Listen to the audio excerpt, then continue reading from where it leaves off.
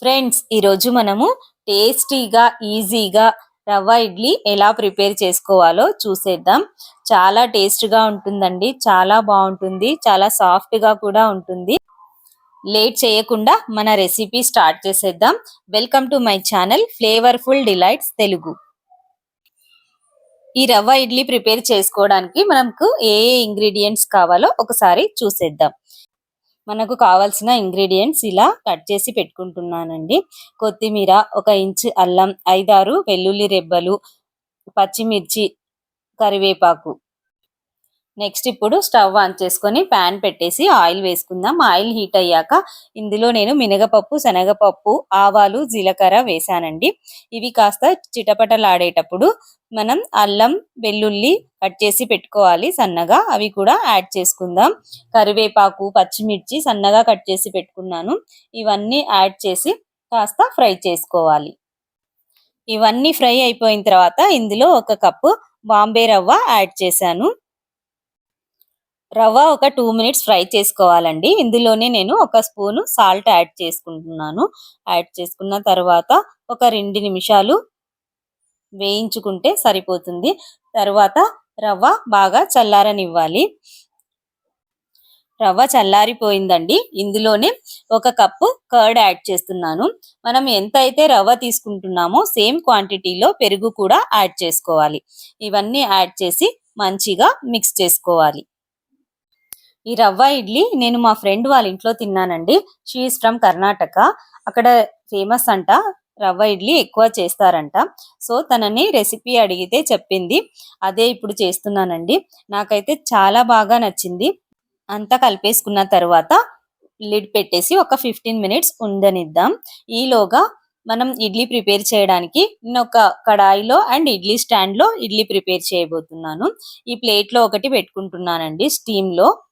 దీనికి ప్లేట్కి మనం ఆయిల్ అంతా అప్లై చేసి పెట్టేసుకోవాలి.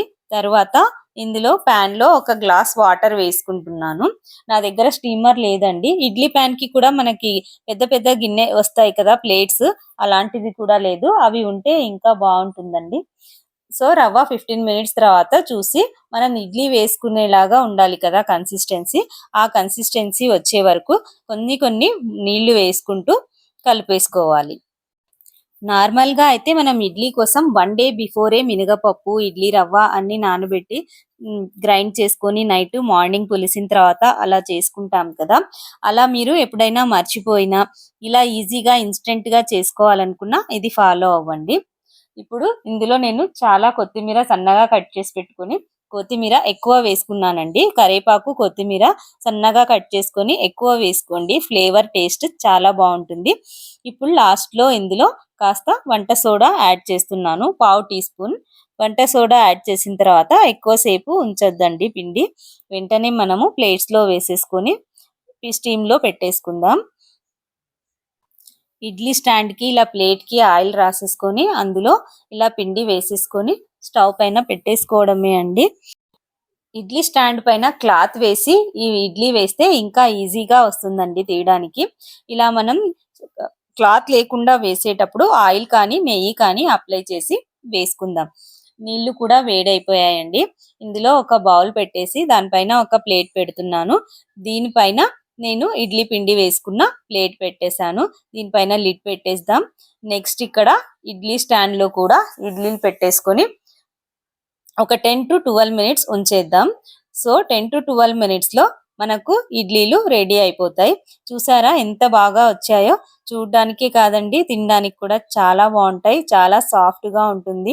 లోపల అంతా ఫ్లఫీగా, చాలా టేస్ట్గా. మనం ఇన్ని ఇంగ్రీడియంట్స్ వేసాం కదా, సో తినేటప్పుడు చాలా టేస్ట్గా ఉంటుంది. ఈ ఇడ్లీ మనం పల్లి చట్నీతో కానీ కొబ్బరి చట్నీతో కానీ తినొచ్చండి. తాలింపు వేసుకునేటప్పుడు మినగపప్పు, శనగపప్పు, ఆవాలు, జీరా ఇవన్నీ ఆయిల్కి బదులు నెయ్యి వేసుకుంటే ఫ్లేవర్ ఇంకా బాగుంటుంది. చూసారా, మన ఇడ్లీ కూడా రెడీ అయిపోయింది. మరి వేడి వేడిగా ఉన్నప్పుడే కాకుండా కాస్త చల్లారనిచ్చి ఇడ్లీ తీసేసుకుంటే స్టిక్ అయిపోకుండా నీట్గా వస్తుంది.